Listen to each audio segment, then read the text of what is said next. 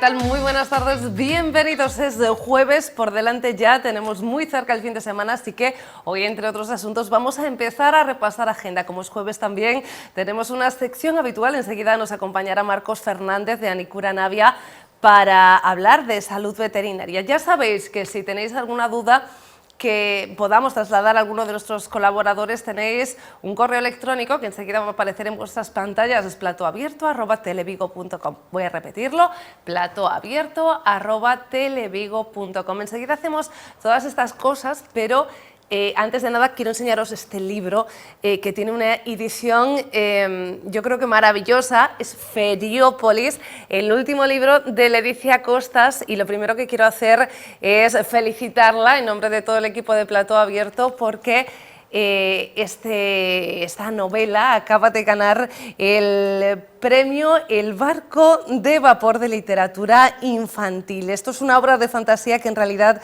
es un mensaje que habla de las fiestas de la ciudad, y dice el jurado que además da voz al mundo interior de los niños y las niñas en toda su complejidad, ofreciéndoles un refugio. Yo ayer me alegraba con la noticia, esta mañana me despertaba con este libro, y también os avanzo que Leticia Costas, que está haciendo un intenso trabajo de docencia también con los más pequeños, va a parar aquí en Vigo y va a parar en Plató Abierto la próxima semana. La próxima semana vamos a tener, por cierto, también a Gabriel Romero, que acaba de ganar el premio José Neira Vilas de literatura juvenil. Es la primera edición de este premio y Gabriel es también vigués, por lo tanto nuestra literatura sigue de enhorabuena. Decía, agenda. Entre la agenda que podemos tener es esa exposición recién inaugurada en el Marco de Vigo de Alfonso Galván, que reúne algunas de sus obras más icónicas. Alfonso Galván es un artista singular, lleva décadas alejado de las modas, de la vida cultural. Está cómodo en su taller, al que a pesar de sus 80 años acude cada día. Su obra, también singular, a menudo relegada en los estudios sobre la pintura española de su generación, merece, dice Miguel Fernández Cid, director del Marco, una revisión en profundidad. Era muy bonito cuando estábamos montando la exposición, que de vez en cuando él se retiraba. Y claro, yo lo quería volver a traer para ver si le parecía bien este cuadro al lado de este otro, y lo veía que estaba mirando con atención los cuadros, con excesiva atención y a una distancia más muy corta. Y le decía, ¿pero qué haces? Me decía, estoy viendo cómo pintaba yo hace 50 años. Es decir, estoy viendo cómo vuelvo a ver ahora cuadros que resolví pues eso, hace 5 décadas, hace 3 décadas, y que no había visto bueno, pues desde entonces. Por ello, el Marco ha querido analizar con esta muestra su trayectoria personal a través de un conjunto de obras en las que se encuentran las más icónicas de su producción. Lo que sí hemos querido es plantear, nada más entrar, el primer paño que hay en la primera pared, que hay en la pared frontal, la imagen con la que te recibe la exposición. Seleccionamos 3 cuadros, y da la casualidad que cuando él me preguntó que por qué los habíamos seleccionado, yo pues fui muy sincero y le dije, hombre, porque son una imagen muy, muy tuya. Yo los veo como casi autorretratos. Desde luego, el del gorila es un autorretrato. Y me dijo, no solo el gorila, sino los otros 2 también son autorretratos.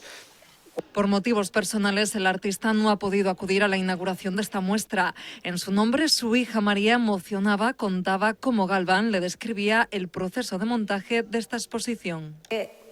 Es que es pintura como con mayúsculas, ¿no? Pintura de verdad, o sea, parece que está hecha para estar en un museo. Y justo él me decía que una de las primeras entrevistas que le hicieron, que le hizo una crítica de arte, esta mujer le preguntaba que por qué pintaba así en gran formato, ¿no? Y él le contestó que es que cuando pintaba se imaginaba que sus cuadros iban a estar colgados en un museo.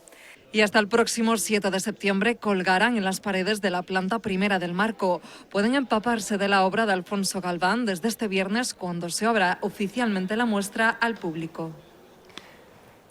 Y seguimos hablando de exposiciones, aunque vamos a dar un salto entre la cultura y la economía, cómo no, en el día o unas horas después de que Trump presentase sus aranceles, esos que ya esperábamos. Saben que teníamos algunos ya anunciados, ese 25% que tiene el acero y ese 25% que tienen también los vehículos que llegan a Estados Unidos, da igual de dónde salgan, incluidos de España, unos aranceles que se anunciaban en marzo pero que entran hoy en vigor. Bueno, pues hoy también conocemos esos que entrarán en vigor en menos de un mes y que van a gravar en un 20% todos los productos que salgan de Europa, también desde España. Cuando hablamos de aranceles, de gravámenes, de impuestos, significa que tenemos algún tipo de conocimientos financieros. Pues bien, los adolescentes en España, muchos adultos también, carecen de estos conocimientos y por eso desde Abanca y a Fundación han decidido solucionarlo de esta forma. El conocimiento de la cultura financiera no siempre es fácil trasladarlo a la ciudadanía y sobre todo a los más jóvenes. Abanca era consciente de esto, cómo plantear las finanzas y que resulten de interés, así que se pusieron, cuenta Carlota Sánchez Montaña, comisaria de esta exposición, manos a la obra. Es que realmente habría que plantear el que la gente sea consciente de cómo muchas veces estamos sometidos a muchísimas tentaciones y hay que hacer como Ulises, hay que atarse al mástil ante el canto de las sirenas. Y así surgió la exposición Ítaca, un viaje por la educación financiera, a través del legendario viaje de Ulises a su patria plasmado en la Odisea y también de los personajes que el héroe griego se va encontrando por el camino, como las sirenas, Calíope o Penélope, se van explicando conceptos financieros. Una idea pionera, apuntaba Miguel Ángel Escotet, presidente de la Fundación, aquí en toda España. Y el espectador tendrá que resolver situaciones teniendo como horizonte la propia salud financiera y ejercitando conceptos como economía conductual, finanzas y emociones, inflación, volatilidad de los mercados o ciberseguridad. Quién sabe también si las tasas que nos ha puesto en el día de ayer ese señor americano. A través de 7 módulos completamente interactivos vamos conociendo diferentes conceptos mientras nos ponemos a prueba.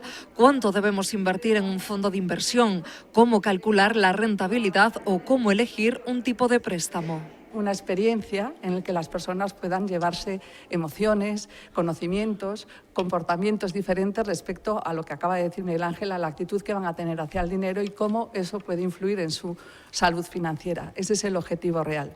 Una exposición dedicada a los estudiantes, pero también al público en general, que ya se puede visitar desde este 3 de abril hasta el próximo 30 de junio en la sala de exposición de la Fundación. Y después del 30 de junio, a partir de julio, sobre todo en agosto, es cuando llegan los conciertos de Castrelos. Aquí voy a echar mano de chuleta porque son muchos autores, cantantes, artistas que ya están confirmados, como Rosalén, India Martínez, Vanessa Martín, Ana Belén, Gente de Zona, Trueno. Y claro, la ópera La Traviata, y las últimas horas Abel Caballero nos decía también quién iba a actuar el 8 de agosto, es la última fecha confirmada de Jason Derulo. Un cantante tan conocido que sintetizar su trayectoria pues, puede resultar superfluo, pero nacido en Florida, descendente de haitianos, y algunas de sus canciones, el tema Mamacita, fue de amplio conocimiento en el mundo. Hace reggaetón, hace trap latino, su tema Colors fue acogido como uno de los signos del Mundial de Fútbol 2018 y llega a Vigo con su gira Be the First to Hear About. Y bueno, vamos a disfrutarlo. Y a medio camino entre la música y el deporte está Zetangana y ese maravilloso himno del Celta que sigue abriendo puertas a todos los lugares. Ha recibido premios, ha sido coreado en estadios y ahora también en piscinas. Y además las nadadoras del Náutico Vigo, que han interpretado la coreografía del himno del Celta, han sido invitadas por el club para presenciar el partido de Las Palmas, porque también ellas llevaron ese himno, esa música y el celeste pues a lo largo del mundo. El himno del Celta traspasa barreras, eso es un hecho contrastable. Llegó incluso a una clase de spinning en los Estados Unidos. Ahora llega también a las piscinas donde se practica natación artística. El dúo de la selección española hizo plata en el Mundial, pero nosotros ya lo teníamos en casa. Ana del Valle, Mara García, Sabela Celada, Duna Piñeiro, Carla Rodríguez, Andrea Pazos y Ainhoa Pérez son las integrantes de uno de los equipos del Náutico de Vigo, entrenadas por Ángela Pereira, subcampeonas gallegas con este ejercicio. Este lunes disfrutaron también del himno fuera de la piscina. Estamos en el Náutico de Vigo, hacemos natación sincronizada y este año en el Campeonato Gallego de Invierno ganamos la medalla de plata. Bueno, decidimos hacer la rutina con el himno del Celta, con la canción del himno del Celta. Pues yo la escuché, yo no soy de aquí, soy de Las Palmas. Me vine aquí hace 3 años a trabajar de entrenadora del equipo de sincronizada del Náutico. Y el verano anterior así, escuché la música del himno, me pareció súper chula y dije, ¿por qué no hacemos un baile con esta canción que, no sé, es tan movida, tan así? Y se nos ocurrió utilizarla para el equipo. Por delante cada uno lleva el número, el que quiso, y por detrás tenemos el escudo del Celta. Bueno, pues a mí, sinceramente, siendo de fuera, incluso me ha hecho mucha ilusión, porque al final estamos como representando también la ciudad donde vivimos. ¡Siempre Celta! Un homenaje de las nadadoras del Náutico de Vigo al Celta, porque la pasión y el espíritu deportivo de la ciudad unen de igual forma al fútbol y a la natación artística. Y empezamos a hablar de salud y sociedad porque no se nos olvida conmemorar también en este programa los días importantes, y ayer, día 2 de abril, se celebraba el Día Mundial del Autismo y lo celebramos también aquí, en este caso, con la Fundación Menela, que se ha sumado a esos actos de celebración con un encuentro en el Auditorio Municipal que reunía a usuarios de la entidad, a familias, a profesionales y que reivindicaba los mitos y las barreras que quedan por romper. El autismo es una condición de neurodesarrollo que afecta al sistema nervioso y al funcionamiento cerebral. Se estima que en España hay alrededor de 500.000 personas con autismo, con realidades y necesidades muy diversas. En una de cada 100 personas nacidas se puede presentar este rasgo, pero a pesar de esta cifra, de esta prevalencia, el autismo sigue siendo un gran desconocido para buena parte de la ciudadanía y las personas con espectro autista no tienen garantizados muchos de sus derechos y, diría a más, sobre todo para los niños y las niñas, muchas de sus necesidades. Y saludamos a Marcos Fernández. Marcos, ¿qué tal? Muy buenas. Buenas tardes, María. Pasamos, como siempre, de la salud humana a la salud veterinaria, con cosas que a veces nos afectan a ambos, tanto Sí. a los humanos como a los animales, y que vosotros seguís reivindicando, Marcos. Sí, sabemos que van pues, muy relacionadas, ¿no? Estos días seguimos viviendo pues, todas estas reclamaciones del sector. Sí. Y bueno, precisamente ayer aún en el Senado había una exposición de uno de los representantes de la organización colegial veterinaria al respecto del famoso Real Decreto, ¿no? Y nuestras reivindicaciones. ¿Es cierto que no podéis tratar a animales no identificados? Quiero decir, si alguien os llega con un perro atropellado que no tiene chip. La norma empezó con esto, pero se ha ido modificando y además el código deontológico de un profesional sanitario obliga al tratamiento, ¿no? Entonces, en un principio se obliga que cuando hacemos un reporte de los antibióticos vaya identificado a quién se lo estamos dando, pero cuando un animal no tiene un microchip, no está identificado de forma oficial, tenemos que hacer una pequeña reseña, ¿no? Pues, o el número de ficha de ese paciente o los datos del tutor que tenga ese animal, pero bueno, sí que vamos... Y la denuncia que corresponda, ¿no? Entiendo que No le llegará al tutor en caso de... Claro, no somos quien para hacerlo, nosotros no somos la policía. Correcto. Para obligar. Bueno, podéis denunciar, ¿no? Sí, podemos. La policía es quien recoge esta denuncia. Podemos denunciar en casos, por ejemplo, de un maltrato animal, ¿no? Pero en el caso de la identificación siempre lo recomendamos, insistimos en que la gente lo haga, pero al final cada uno pues, decide en su casa, y lo que no vamos a hacer un veterinario es dejar de tratar a un animal porque a lo mejor no esté identificado o porque sea recogido por una persona en la calle, ¿no? Por ejemplo, si ese animal necesita tratamiento, se lo vamos a proporcionar por nuestro código deontológico. Oye, que nuevas investigaciones, y he hecho mano de chuleta, cuestionan el proceso de domesticación del perro, que si fuimos nosotros los que lo domesticamos, entiendo, o si fue el perro el que de por sí decidió que le convenía estar cerca del lado humano, ¿no? Sí, esto se debate desde hace mucho tiempo, ¿no? Y los últimos estudios recientes en Estados Unidos parece que dicen que es más el lobo el que se acercó a los asentamientos humanos, sí, y el que esos animales que tenían un carácter pues más dócil hizo que se acercasen, aprovechar los recursos que tenían esos primeros asentamientos humanos y que luego los humanos fuésemos domesticándolo, ¿no? Pero parece ser que el lobo el que decidió acercarse a nosotros y no nosotros los que los adoptamos y domesticamos directamente, ¿no? Todo podría influir en todo caso, ¿no? Porque ¿en qué se basan estos últimos descubrimientos? Bueno, pues en estudios que se han hecho, en hallazgos de hace muchos miles de años. Se supone que el lobo se acercó al hombre hace unos 30 y tantos mil años, allí por el sudeste asiático. Sí. En Europa hace unos 15.000 años. Y lo que sí se ha descubierto muy recientemente es que ese vínculo que hay tanto entre el perro y el hombre es porque se libera pues, la oxitocina, ¿no? Esta famosa hormona del amor, ¿no? Pues cuando una persona acaricia a un perro se ve que aumentan sus niveles, y en el caso de los perros también, los perros se ha investigado y también aumenta esa hormona, esa oxitocina. Hombre, ¿no? Son los que reciben las caricias, faltaría más, ¿no? Entonces esto crea ese vínculo, ¿no? Lo que está claro es que esta evolución... Este vínculo ocurre también con otros animales, y no solo me refiero a los gatos, o sea, caballos, por ejemplo, gente que monta y que... Pero con el perro creo que es un grado diferente, ¿no? Y de hecho esta coevolución de los humanos y los perros es como algo bastante único, ¿no? Hay muy pocos otros ejemplos en la evolución de las especies que se hayan relacionado de esta manera, dos especies como las personas y Tengo al equipo pro gatos enfadadísimo ahora mismo, ¿eh? O sea, los estoy escuchando desde aquí sin que me hablen siquiera. Otro programa hablamos de los gatos y de cómo fue la domesticación felina, que hay un poco más de misterio ahí, ¿eh? Sí, porque se supone que los gatos eran, o sea, también fueron evolucionando desde un punto de vista salvaje. Sí, más como, ellos sí que yo creo que se acercaron más a los asentamientos humanos por las características depredadoras que tenían, ¿no? Y que son más listos, los gatos son listos. Son más independientes, pero eso lo hablamos otro día. Vale, mira, yo pregunto por datos, siempre pregunto por datos porque cada vez más en el mundo en general y la medicina veterinaria también hay bulos, hay que contrastarlo absolutamente todo, casi podríamos abrir sección, Marcos. Sí, igual que el no poder tratar a un animal sin identificar se generó mucho revuelo y era un poco un bulo, ¿no? En cuanto a la norma. Vivimos en una época en la que, a pesar de tener información de forma muy fácil y sencilla, a un clic, ¿no? Estamos consultando cualquier cuestión. El problema es que se está aprovechando para diseminar una serie de bulos. Lo vivimos todos los días en cualquier aspecto, ¿no? Pero la medicina no nos escapa a esto, ¿no?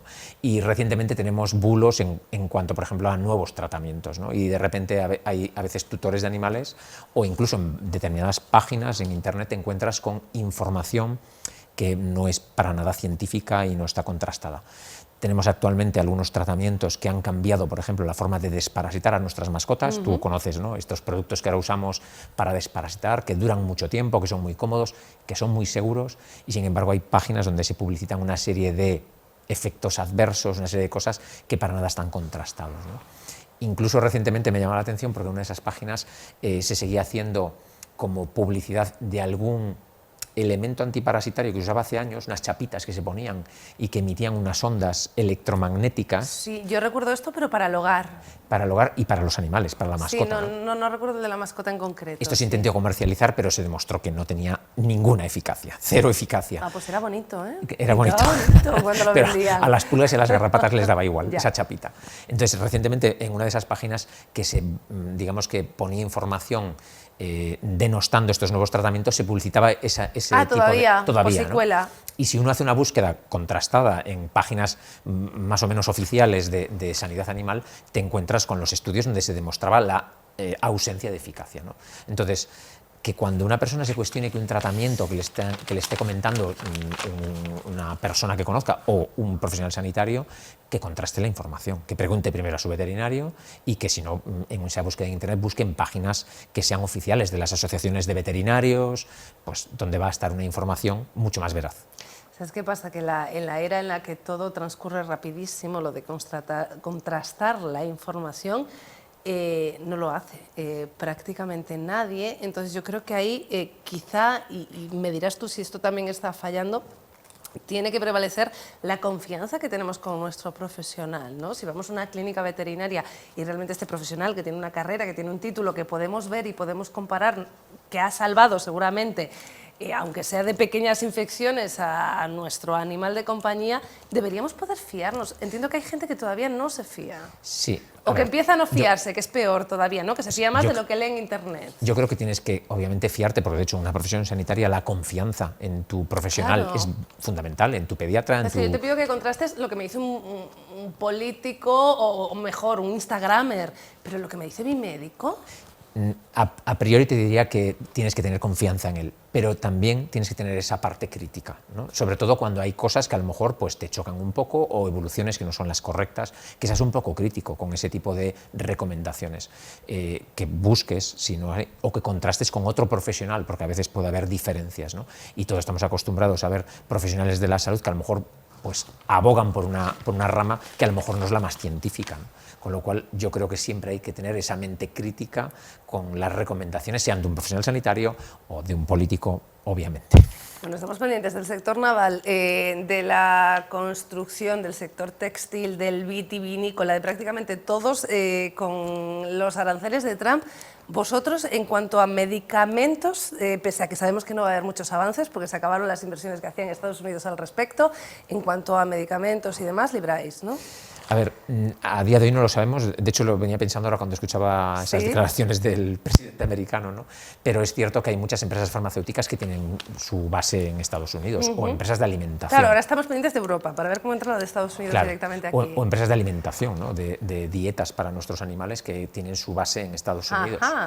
La mayoría se fabrican en Europa o en otras zonas del mundo, pero ¿cómo va a afectar esto a ese comercio y a esos precios? A día de hoy no lo sabemos. Bueno, pues quedamos pendientes. Es un tema, junto a más bulos que podemos tener para el próximo jueves. Marcos, como siempre, muchísimas gracias. A vosotros, María. Y ustedes, nada, no se me muevan de ahí porque sigue la programación de Televigo y el día está así, se está estupendamente hoy con sofá y manta.